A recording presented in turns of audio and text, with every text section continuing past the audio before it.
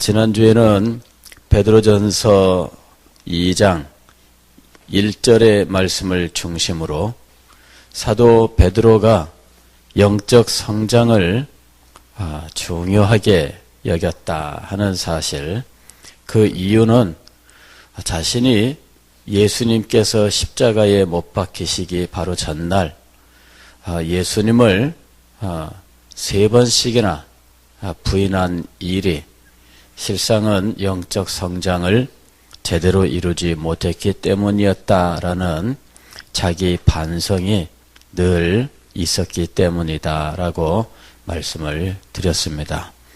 그래서 베드로는 평생 동안 자신이 예수님의 수제자로서 예수님이 가시는 곳은 어디든지 다른 제자들이 못 갈 때라도 자신만큼은 예수님의 옆에 가까이 있을 수 있었지만, 그런 여러 가지 특권과 그와 같은 특별한 훈련 속에서도 제대로 영적 성장을 이루지 못하여 결정적인 순간에 넘어지고 말았다라고 하는 사실이 아마도 마음속에 계속 맺혔을 것이다, 이렇게 말씀을 드렸습니다. 영적 성장에 대해서 사도 베드로가 가르치는 이 내용은 무엇일까? 성장에 방해가 되는 것이 있고 성장에 도움이 되는 것이 있는데, 1절의 말씀은 성장에 방해가 되어서 이것은 버려야 되는 것들이다 라고 하는 사실을 함께 생각을 한 겁니다. 모든 악독과 모든 기만과 외식과 시기와 모든 비방하는 말, 이것은 성장에 해로운 것들이죠. 그래서 이것을 버려라 하는 사실에 대해서 지난주에 함께 생각을 한 겁니다. 오늘은 성장을 위하여 취해야 할 것에 대해서 생각을 하겠습니다. 2절의 말씀은 영적 성장을 위하여 우리가 먹어야 할 것, 우리가 반드시 취해야 할 것에 대해서 말씀하고 있습니다. 갓난아기들 같이 순전하고 신령한 젖을 사모하라, 이랬습니다. 신령한 젖을 사모하라. 그런데 비유가 등장합니다. 갓난아기들 같이. 갓난아기들이란 다른 아무런 잡생각이 없이 오직 이 젖을 먹는 일에 전념하고 있다는 거죠. 가만히 아이들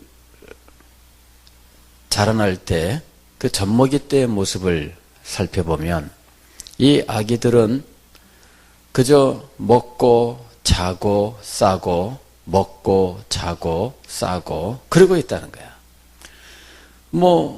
중간에 깨어서 까르르 까르르 웃고 그러지만, 그러나 대부분의 시간은 또 잠자고 있어요.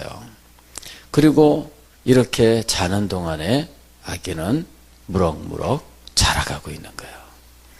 그런데 이 아이가 깨어 있을 때, 그때 또 대부분의 시간은 엄마 젖을 먹는 상황이라는 거죠. 이 아이들이 얼마나 엄마 젖을 사모하는지, 그저 조금만 배고파도 엥 울고, 그리고 울다가도 이 엄마 젖을 물리면 그저 딱 하고 언제 울었느냐 쉽게 그친다는 거죠. 그리고 젖을 빠는데 이 아이는 지치지도 않아요.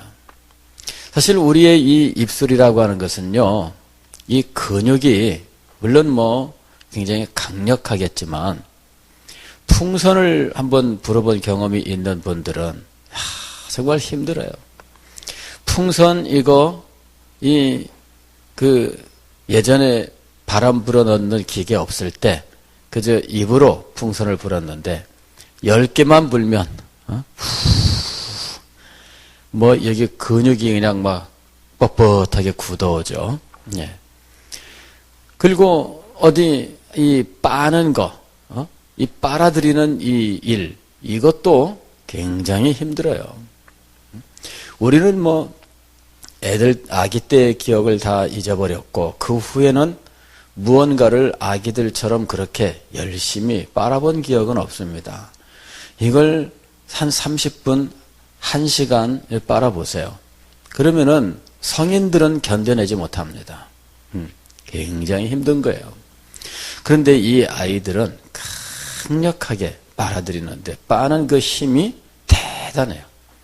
아이들 뭐 입에다가 손가락 갖다 대보세요. 그러면 그냥 뭐 무조건 빨아. 뭐든지 갖다 대면 무조건 빨아. 그게 아이들의 특성입니다. 사도 베드로가 지금 그것을 염두에 두고 말씀한 거예요. 갓난아기들 같이 순전하고 신령한 젖을 사모하라. 아이들은 무엇이든지 빨아 그것을 먹고 싶어요. 그래서 무엇이든지 입에 가지고 가. 그죠? 그 아기들의 그 젖먹이 때를 이제 아동 발달 이 시기에 따라서 명칭을 정했는데 구순기라 이렇게 정해놨어요. 구순기가 뭐예요? 입과 입술이야. 걔한테는 하여튼 입과 입술이 전부인 시기입니다. 그 시기를 그렇게 지내기 때문에 아기가 성장하는 거예요. 아기들의 뇌가 그 시기에 대부분 다 완성돼요. 아이들의 사회성도 그 시기에 다 완성이 돼요. 아이들의 어떤 이 윤리, 이것도 그 시기에 다 완성이 돼요. 신기하죠? 말도 제대로 못 알아듣고 무슨 엄마가 말을 걸긴 해도 이 아이가 그 말을 그 말 그대로 이해할 수 있느냐? 그렇지 않아요. 그런데도 불구하고 젖을 먹는 그 기간 동안에 아이의 지능, 그 다음에 아이의 윤리, 아이의 사회성, 이런 모든 것들이 그때 대부분 완성되는 거예요. 그리고 그 시기를 넘어가서 그제서야 가르치려고 하면 그때부터는 안 배웁니다. 싫어, 못해, 안 해. 이게 이제 그 다음부터 애아들이 하는 일들이에요. 그래서 아이들이 말을 못 알아들으니까 아이들이 조금 큰 다음에 가르치겠다. 그러면은 실패합니다. 신앙도 마찬가지예요.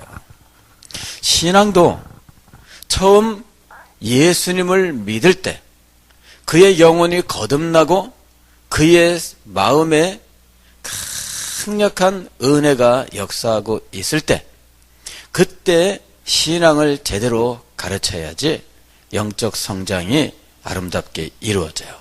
그런데 그 시기를 그냥 지내버리고 교회 나오고 신앙생활 한 지 몇 년 된 뒤에 가르치려고 하면 안 받아들여요.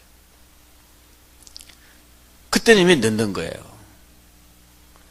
아이를 키우는 엄마들이 실패하는 이유가 뭐냐면은 젖먹이 때에 대부분 완성된다는 사실을 모르고 그 시기는 그냥 넘어간다는 거예요. 그렇지가 않아요.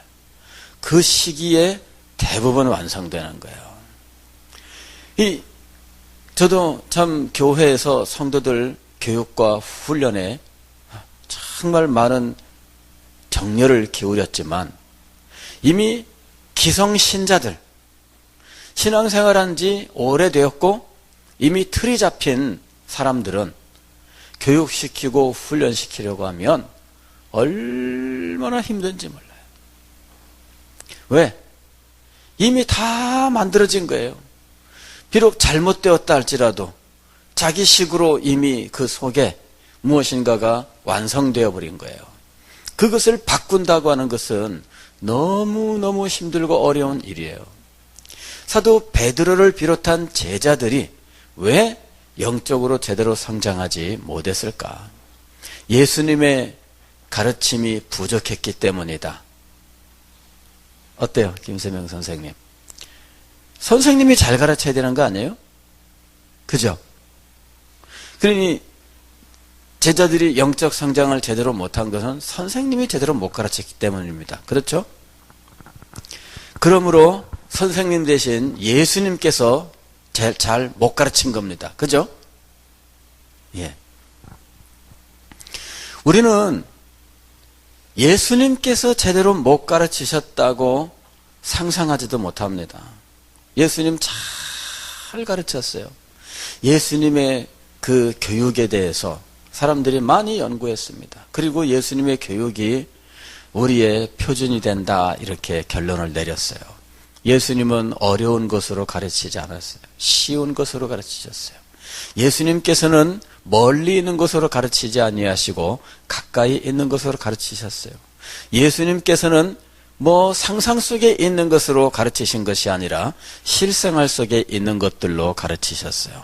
예수님께서는 아주 어려운 용어로 가르치신 것이 아니라 쉬운 이야기, 비유로서 가르치셨어요. 예수님께서는 말로만 가르치신 것이 아니라 예수님께서는 당신이 실제로 모범을 보이시면서 가르치셨어요. 예수님은 교사로서 완전한 분이시다라고 하는 것이 예수님의 교육을 연구한 사람들의 결론입니다. 예수님이 제대로 못 가르치셨다는 말은 우리가 할 수 없어요. 그런데 왜 제자들에게 영적 성장이 이루어지지 못했을까 하는 것이죠. 이거는 그 사람들에게 문제가 있는 거예요. 이미 이 사람들은 예수님을 만날 때 이미 유대인으로서 수십 년의 세월을 살아온 사람들이에요. 수십 년 동안 유대인으로 살아와서 유대인으로서 의식이 충만한 상태였고 그들은 이미 성경을 누구보다 잘 알고 있는 상황이었어요. 나름대로 그들 속에는 무엇인가가 확고하게 세워져 있었던 거예요. 그러니 예수님께서 가르치실 때에 순전하게 받아들이지 못했습니다.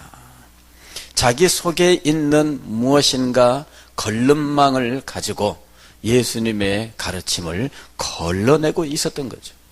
그러니 예수님의 가르침을 순전하게 받지 않았어요. 오늘 사도 베드로가 이렇게 말씀합니다. 갓난아이들 같이 순전하고 그랬어요. 순전한 마음으로 이 교훈을 받지 않습니다. 자기 속에 있는 자기의 기존 생각, 자기가 가지고 있는 무슨 인생관 이런 것들이 있잖아요. 그런 것들로서 예수님의 가르침을 걸러서 받아들이고 있었던 겁니다. 그러니 예수님께서 가르치시는 것들 중에 건더기는 걸름망에 걸려요. 건더기는. 그러면서 어떤 사람들은 심지어 이 말씀은 듣기가 어렵도다 하고 예수님을 떠나갔어요. 주의 영상의 말씀이 여기 있음에 우리가 네게로 가오리까. 그러면서 예수님을 따라가겠다고 얘기했는데 그런데 그 영생의 말씀 가운데에 이 사람들이 자기의 걸름망에 걸러서 빠지지 않는 것들은 다 버렸다는 거죠. 예수님의 가르침 중에 그 사람에게 진정으로 들어가야 될 것들이 안 들어간 채 그만 다 걸러내어버린 거예요. 오늘 우리가 하나님의 말씀을 배우면서 이 순전하게 배우지 않는다는 것이 얼마나 큰 문제인지 몰라요. 무슨 말씀을 가르쳐도 자기의 기준으로 이 말씀을 걸러내고 있어요. 이런 순전하지 못한 마음을 가지고서 그 사람이 하나님의 말씀을 걸러낼 때 그에게 영적 성장이 이루어지겠느냐는 것이죠. 말씀을 듣는 동안에야 가만히 앉아 있으니까 다 말씀을 듣는 것 같아요.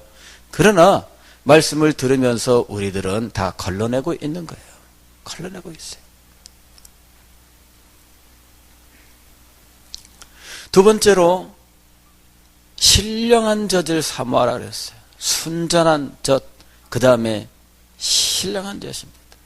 그런데 이 신령한 젖을 사모해야 할 터인데 우리들은 다 인간적인 관점에서 하나님의 말씀을 받아들이고 있는 거예요.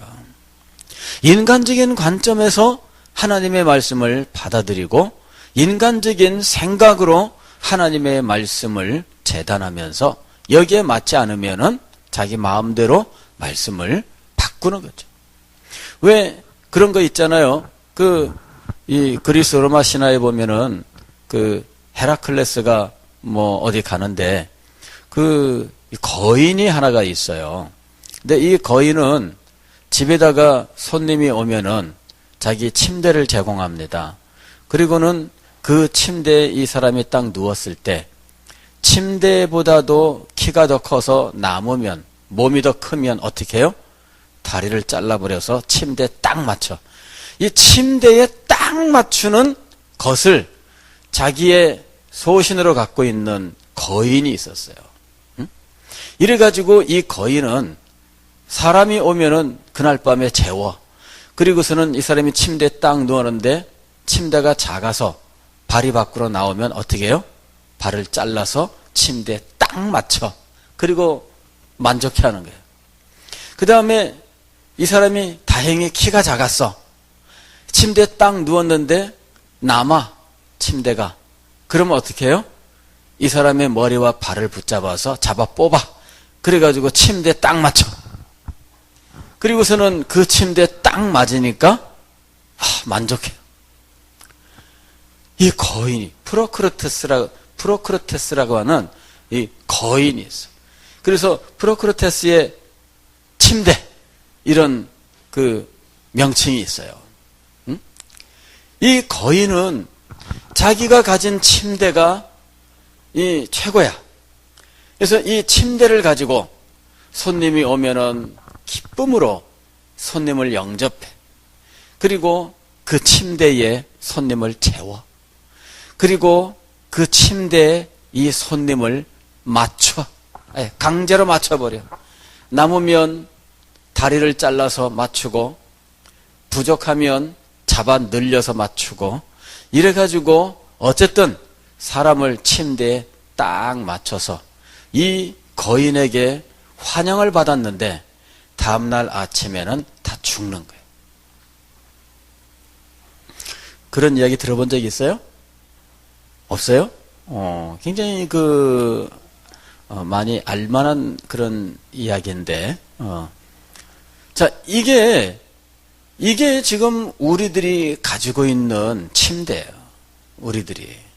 우리들이 마음속에 이 침대를 가지고 있어요. 그래가지고 하나님의 말씀을 들을 때 이 침대에다가 이 말씀을 다 올려놓는 거예요. 오늘 목사님의 설교 그거 침대에다가 탁 올려놔요. 그래가지고 자기 마음속에 있는 이 침대에 맞으면 좋지만 어디 말씀이 딱 자기 마음에 맞는 말씀만 들리는 거 아니잖아요. 그러면은 잘라. 아니면 잡아 뽑아. 이러는 일들을 날마다 우리들이 하고 있는 거야. 이럴 때 이 침대는 인간적인 기준입니다. 이 침대가. 우리가 가지고 있는 인간적인 기준들이에요. 나의 경험, 나의 전공, 내가 이제까지 공부해온 어떤 거, 혹은 내가 어딘가에 들었던 거, 이런 것들이 자기 속에 침대를 형성하고 있어요. 그렇게 해서 하나님의 말씀이 들려오면 침대에 맞추기 위해서 늘 대기하고 있는 거죠. 자, 예수 그리스도의 제자들이 예수님의 말씀을 들을 때 이 침대를 가지고 예수님의 말씀을 들었어요. 예수님께서 예루살렘으로 올라가자 내가 그곳에 올라가서 대제사장들에게 붙잡혀서 죽어야 하리니. 자, 이렇게 말씀을 하셨어요. 그 말씀을 들을 때에 제자들은 침대에다가 예수님의 말씀을 올려놓은 거예요. 그리고 이 침대에 예수님의 말씀을 강제로 맞추기 시작했습니다. 그리고 그날 밤에 제자들이 모여서 각자 자기들의 침대에 맞춰 놓았던 이 말씀을 가지고 다투기 시작을 했어요. 예수님께서 예루살렘에 올라가시면 왕이 될 터인데 이제 우리가 왕 되신 우리 예수님 옆에서 이제는 한 자리를 하게 될 것이다.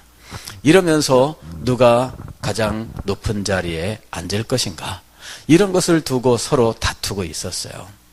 예수님의 말씀의 그 의도와는 전혀 상관없는 일들이 벌어지고 있었습니다. 이게 무엇 때문일까요? 각자 자기 속에 있는 인간적인 기준, 인간적인 침대 때문이었어요. 이 침대를 가지고 신앙생활을 하고 있는 한, 그리고 이 침대에 말씀을 맞추려고 하는 한, 그는 신령한 젖을 먹지 못합니다. 갓난아기들 같이 순전하고 신령한 젖을 사모하라.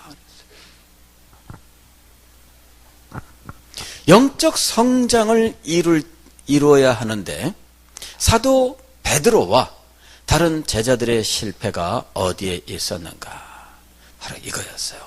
순전함과 신령함, 이 부분을 망각한 거였어요. 그래서 잡다한 이런 마음을 가지고 순전하게 천심으로 사모하는 마음을 갖지 못하는 채, 그리고 자기 마음속에 침대를 가지고 말씀을 늘렸다 줄였다 하는 이런 일들을 하는 동안에 여러분, 그들은 영적 성장을 이룰 수가 없었던 거예요. 응? 그 왜 예전에 이런 거 있어요. 응? 이 사슴 가죽이 굉장히 이 신축성에 좋대요. 그래가지고 이 사슴 가죽에다가 날일자를 이렇게 써놓고, 자, 이게 무슨 글자냐? 그거 날일자다 그러면은 가로로 찍 잡아 늘려서 어디 이게 가로 왈자다 이렇게 얘기할 거예요. 날일자는 위로 길쭉한데 가로 왈자는 옆으로 넓적하잖아요.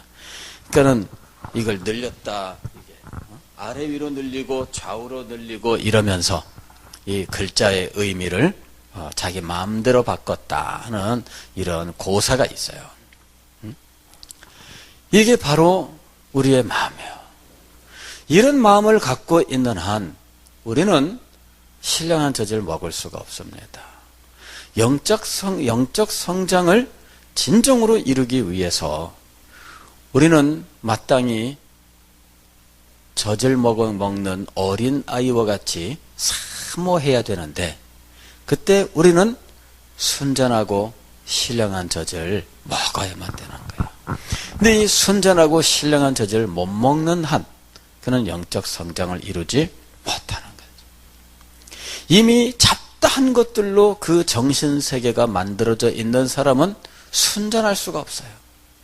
그 마음속에 자기의 침대가 확실하게 있는 사람은 말씀을 언제나 이 침대에 맞추기 위해서 자르고 잡아뽑고 하는 일들을 날마다 하고 있어요. 그러는 동안 세월은 한없이 흘러가고 그의 머리에는 감투가 씌워지고 그는 큰 소리를 치면서 하나님의 교회를 자기 마음대로 만들어가기 시작하는 거예요. 자, 하나님의 뜻이 이루어질 수 있을까요? 오늘 우리는 영적 성장을 이루지 못하는 사람들 때문에 이것이 개인의 비극일 뿐만 아니라 교회의 비극이 되는 현실들에 대해서 분명히 이해를 해야 돼요. 영적 성장을 이루지 못하면 개인적으로 비극이에요. 그런데 이게 교회의 비극이 돼요. 교회의 비극이 돼요. 초신자가 영적 성장을 이루지 못하면 거기에 여러 사람이 달라붙어야 돼요. 그런데 신기하게도 교회의 중직자가 영적 성장을 이루지 못하면 어떻게 해야 될까요? 이 사람에게는 누가 달라붙을 수도 없어요. 그냥 교회를 자기의 침대에다 놓고 자르거나 잡아뽑거나 이러고 있는 거예요. 아니, 교회를 자기 침대에 올려놓는 거예요. 이러니 이게 얼마나 큰 비극이 되느냐 하는 거예요. 오늘 우리는 이 밤에 영적 성장에 대해서 내가 정말 순전하고 신령한 젖을 사모하여 우리 주님께서 원하시는 그 참된 영적 성장을 이루기를 원합니다. 여러분, 이 소망을 가지고 함께 기도하기를 원합니다. 오늘의 주제는 순전하고 신령한 젖을 사모하는 어린 아이가 되자. 그렇게 해서 정말 새 출발하자. 이미 우리 속에 있었던 모든 기준들 다 버리고, 우리 속에 있었던 이 침대 다 버리고, 정말 순전하고 신령한 젖을 먹는 하나님의 자녀가 되자. 여러분, 이래야 돼요. 우리가 이 새로워져야 됩니다. 이 새로워지지 아니하고, 여러분, 우리들이 변화될 수 있거나 우리 교회가 변화될 수 있는 길이 있을까요? 새로워지지 않고서는 안 돼요. 순전하고 신령한 젖, 갓난 아이들이 사모하는 이 젖을 오늘 이 밤에 간절함으로 간구하고 주님께 은혜를 입을 수 있기를 바랍니다. 우리 찬송가